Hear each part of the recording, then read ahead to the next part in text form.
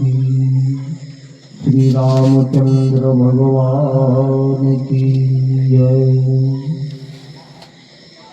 वक्रतुंड महाकाय सूर्यकोटि समप्रभा निर्विघ्नं कुरु मदेव शुभ कार्येषु सर्वदा।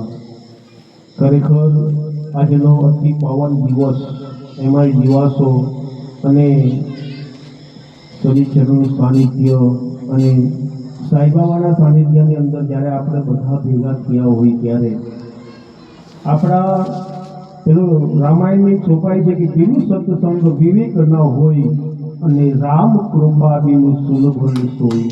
જ્યાં લગી મારા પરમાત્માની કૃપા ન થાય, મારા રામની કૃપા ન થાય, ત્યાં લગી આપણે ભેગા થઈ શકતા નથી। પહેલી વસ્તુ તો જ્યારે જીવનમાં સત્કર્મ ક્યારે કરી શકે કે જ્યારે ભગવાનની કૃપા થાય ત્યારે થઈ શકે છે।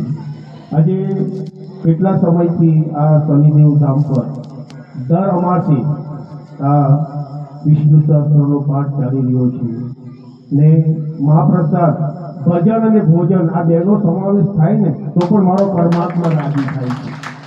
એટલે ખરેખર શેરડી લગે કદાચ માણસ કોઈ ના જઈ શકતું હોય તો પંચલાઈની અંદર બેઠેલો મારા સાંઈબાબાના દર્શન કરે ને તો પણ એને સાક્ષાત શેરડી સાંઈબાબાના દર્શન થાય એટલું તીર્થધામ મોટું સુરેશાનંદજીએ બનાવ્યું છે।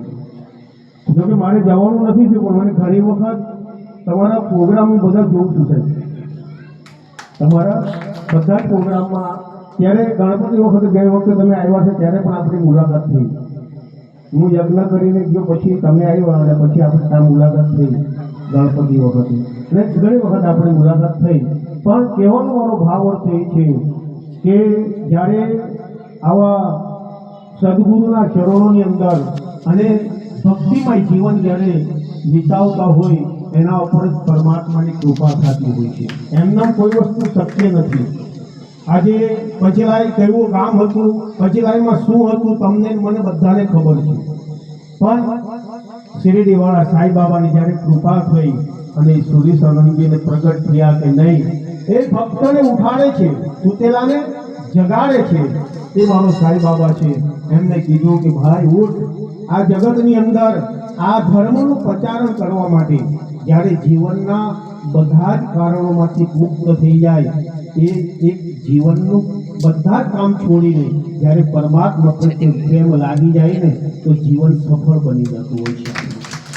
એમ ખરેખર સુરેશાનંદજીએ જ્યારે એ મંદિરનું નિર્માણ કર્યું, આજે તો ડેલી મહાપ્રસાદનું પણ આયોજન કર્યું છે। ખરેખર હું તો અહીંયા ખાલી એક દર પૂનમે ભંડારો કરું છું, મને ખબર છે ભંડારો કરવાથી શું મળે છે, કારણ કે મોટા મોટું દાન એ અન્નદાન છે સાહેબ।